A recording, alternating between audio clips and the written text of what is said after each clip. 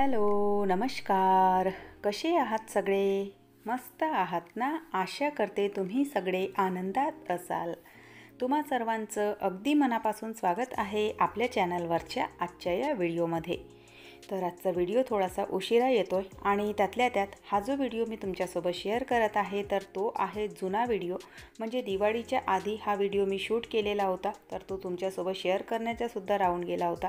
आणि दुसरी गोष्ट म्हणजे बघा, सध्या आता रिसेंटमध्ये माझ्याकडे व्हिडिओ काही शूट होते नाही आणि त्यातल्या त्यात बघा कालचा अख्खा दिवस माझा बाहेर गेलेला, तर त्यामुळे मग काल शूटसुद्धा करायला वेळ काही मिळाला नाही. कारण काल सासूबाईच्या माहेरी एक म्हणजे काम होतं, तर तिथेच काल अख्खा दिवस माझा त्याच कामामध्ये गेला. म्हणजे त्यांच्या वहिनीची डेथ झालेली, तर त्यांच्याच अंत्येष्टीमध्ये आम्ही तिथे गेलेलो. आणि हे मी तुम्हाला का बरं सांगते, तर बघा माझ्याकडून ना बऱ्याच वेळा ना गॅपा होतात. तर जेव्हा आपण परिवारामध्ये असतो तर बघा परिवारामध्ये काय काय असे ना बॅकग्राऊंडमध्ये बरेचसे असे कामं चालू असतात, ज्यामुळे आपल्या कामांमध्ये व्यत्यय येतो आणि आपले जे कामं आहेत म्हणजे सध्या यूट्यूबवर जे व्हिडिओ मी तुमच्यासोबत शेअर करत असते, तर बऱ्याच वेळा बघा त्या गोष्टींना ना ब्रेक लागतो. तर एक तुम्हालासुद्धा कळावं, कारण बघा जेव्हा आपण एका मिडल क्लास परिवाराशी बिलॉंग करतो, तर त्या मिडल क्लास परिवारामध्ये बघा बरेचसे असे काय काय प्रॉब्लेम चालू असतात आणि बऱ्याचशा अशा गोष्टी असतात ज्या आपल्याला फेस कराव्या लागतात. कधी कोणा कामानिमित्त बाहेर जावं लागतं, कधी आपल्या घरीसुद्धा पाहुणे येतात. तर अशा वेळेला हे जे काम आहे, एक बघा जो वर्किंग असेल म्हणजे जो बाहेर जाऊन ड्युटी करत असेल, तर तो वेळेवर बरोबर आपली जी ड्युटी आहे तर ती करू शकतो. म्हणजे ती जी स्त्री आहे तर ती वेळेवर आपली ड्युटी करू शकते. पण आपण जे घरी राहून अशा प्रकारचे जे काम करतो, तर बघा आपल्या कामांना म्हणजे हे जे काम आहे यूट्यूबचं, तर माझ्या त्या कामाला ब्रेक देऊन मला जे काम समोर आहेत, जे काम मला करायचे आहे, तर त्या कामांना त्या गोष्टीला आधी फेस करावं लागतं. तर म्हणून मग ही जी गोष्ट आहे तर ती मी तुम्हाला सांगितली आणि माझी जी बाजू आहे तर ती क्लिअर करण्याचा प्रयत्न केला. कारण बऱ्याच वेळा माझ्याकडून ना ब्रेक होतो. आणि का बरं ब्रेक होतात, तर बघा असेच काय काय म्हणजे बॅकग्राऊंडमध्ये काय काय असे प्रॉब्लेम चालू असतात आणि त्या सगळ्या गोष्टी ज्या आहेत तर त्या आपल्याला फेस कराव्या लागतात. तर असो, मी हे जे कपाट आहे तर ते ना दिवाळीच्या आधी स्वच्छ करायला घेतलं होतं. आणि कपाटाची अवस्था तुम्ही बघितले असाल. त्याचं कारण असं की बघा दिवाळीच्या आधी ना नवरात्री झाली आणि त्याच्या आधी गणपती बाप्पा, श्राद्ध पक्ष, तर असं काय काय हे जे सण आहेत तर ते झालेले. आणि या सगळ्या सणांमध्ये मी ना साडीच घालते, तर त्यामुळे बघा त्या ज्या साड्या आहेत तर त्या आपण काढत जाणं आणि तिथे कोंबून ठेवत जाणं.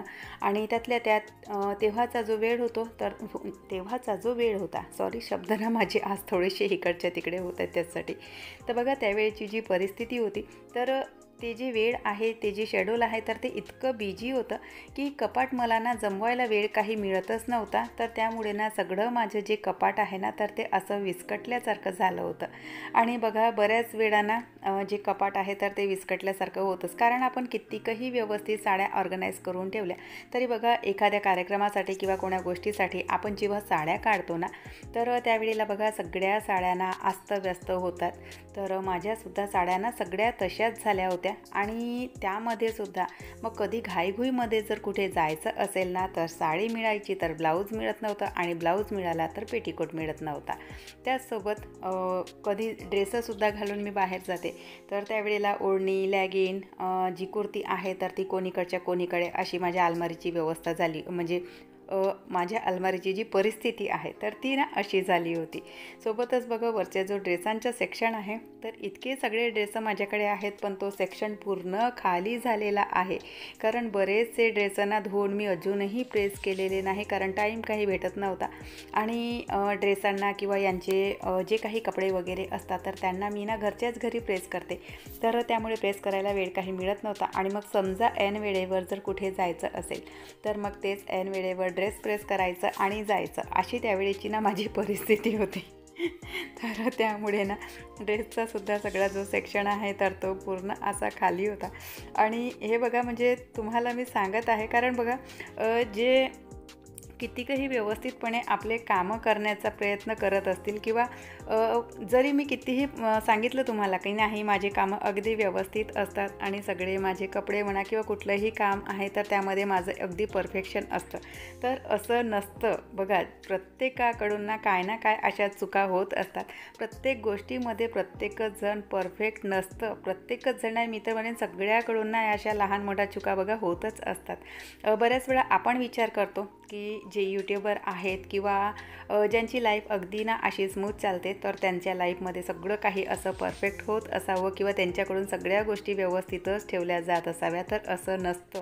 कॅमेऱ्याच्या समोर तुम्हाला जरी सगळं व्यवस्थित दिसत असेल, अगदी रेडी दिसत असेल, तरी कॅमेऱ्याच्या बॅकग्राऊंडमध्ये ना बऱ्याचशा अशा गोष्टी असतात आणि बरेचसे असे ना प्रॉब्लेम्स असतात जे म्हणजे आम्ही लोकांनी तुम्हाला सांगितलं तरच ते तुम्हाला कळतं, अदरवाईज ते तुम्हालासुद्धा दिसत नाही.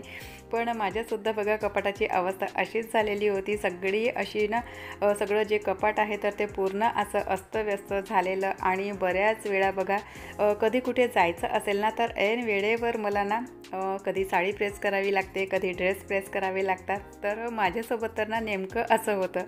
तर असं सगळे जे कपाट आहे तर ते मी ना खाली करून घेतलं आणि पूर्ण कपाट ना पुसून घेतलं. कारण बघा तिथे ना बघा समोर कपाटाला ना दाराला तुम्हाला ना एक पिवळ्या रंगाची टेप दिसत असेल तर तिथे ना मी एक सेलो टेप लावलेली. कारण तिथून ना ते दार लावताना म्हणजे कपाटाचं जे दार लावलेलं तर इतकी सगळी गॅप तिथे सोडलेली आहे कारपेंटरनी. तर त्यातून ना इतका सारा धूळ ना आतमध्ये जातो आणि त्यातल्या त्यात साड्यांसाठी कवर मी काही घेतलेले नाही. कारण साड्या ना इतक्या सगळ्या आहेत की या साड्यांसाठी ना कवर किती घ्यायचे आणि काय घ्यायचे, तर त्यामुळे साड्यांसाठी कवर मी काही घेतलेले नाही. विचार करते की ज्या महागड्या साड्या आहेत तर त्यांच्यासाठी ना म्हणजे कवर घ्यावे म्हणून.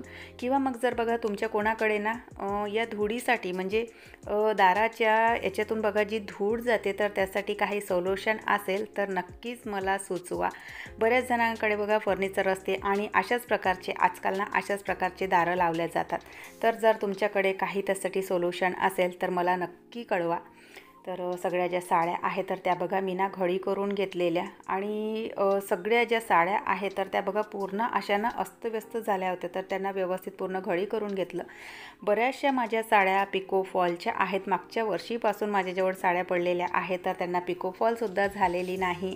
ह्या जो समोर बंच तुम्हाला दिसत असेल ना तर त्या 4-5 साड्या ज्या आहेत तर त्या पिको फॉलच्या पडलेल्या होत्या. म्हणजे मागच्या वर्षी दिवाळीला माझ्या भावाने साडी घेतलेली मला, तर ती साडी आणि त्याच्यासोबतच आणखी 3-4 साड्या आहेत ज्या पिको फॉल झालेल्या नाही आणि त्यांचे ब्लाऊजसुद्धा शिवलेले नाहीत. म्हणजे एक म्हणायचं तर बघा किती आळशी बाई मी की वर्षभरापासून साड्या पडलेल्या आहेत आणि त्यांना पिको फॉलसुद्धा केलेली नाही आणि त्यांना म्हणजे ब्लाऊजसुद्धा त्यांचे शिवलेली नाही. नाहीतर बघा कोणाकोणाला ना इतकी हवस असते की इकडे साडी आली की लगेच ब्लाऊज शिवतात आणि लगेच ती साडी घालतात. पण काय कोणाचं कपड्यांची ना मला तेवढी एक्साइटमेंटच नाही की नाही नवीन साडी जर कुठली आली तर ती घालायची आणि म्हणजे लगेच ब्लाऊज वगैरे शिवायचं किंवा साडी पिको फॉल करायची म्हणून अशी काहीही एक्साइटमेंट माझ्या मनामध्ये नसते. देवपूजेचं जर म्हणाल तर कुठलंही सामान घेतलं की असं वाटतं की केव्हा त्याचा वापर मी करते आणि केव्हा त्याला देवपूजेमध्ये घेते. तर असं काहीसं ना माझ्या मनाचं असतं. तर चला तुमच्यासोबत ना बोलता माझ्या बघा सगळ्या ज्या साड्या आहेत तर त्यासुद्धा घडी झाल्या आणि कपाटसुद्धा पुसून झालं आणि सगळ्या ज्या साड्या आहेत तर त्या ना त्यांच्या जागी ठेवून देते. तर बघा साड्यांच्या अरेंजमेंटविषयी ना एक गोष्ट तुम्हाला सांगणार की ज्या महागड्या साड्या असतात आपल्या, ज्या आपण लग्नामध्ये पार्टीवेअर ज्या साड्या असतात ज्या आपण वापरतो लग्नांमध्ये किंवा पार्टीमध्ये, तर त्या सगळ्या साड्या ना एका सेक्शनला जमवायच्या. त्यानंतर मग बघा कुठे येण्या जाण्याच्या साड्या असतात किंवा कधी हलके फुलके जे फंक्शन्स असतात त्यामध्ये घालण्याच्या साड्या असतात तर त्या एका सेक्शनला जमवायच्या. नंतर मग ज्या अगदी हलक्या साड्या असतात ज्या आपण घरी घालतो किंवा घरी काही सणवारं असतील, पाहुणेपरी आलेले असतील त्यावेळेला आपण साड्या घालतो तर त्या साड्या एका सेक्शनला जमवायच्या. अशाने बघा ज्या आपल्या साड्या आहेत तर त्या व्यवस्थित अशा सॅग्रिगेट होतात आणि नेसताना आपल्याला सुद्धा कन्फ्युजन होत नाही. तर बस एवढीशीच टिप्स मी तुम्हाला आजच्या या व्हिडिओमध्ये सांगणार. तर चला, माझ्या सगळ्या ज्या साड्या आहेत तर त्या जमवून झालेल्या आहेत.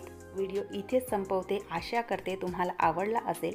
व्हिडिओ कुठे जरी आवडला असेल तर लाईक करा. चॅनलवर पहिल्यांदा आले असाल तर सबस्क्राईब करा. बेल आयकॉनसुद्धा क्लिक करा, जेणेकरून माझ्या येणाऱ्या व्हिडिओचं नोटिफिकेशन तुम्हाला असंच मिळत राहील. व्हिडिओ कसे वाटतात कमेंट करून सांगत चला. बाय. हर हर महादेव.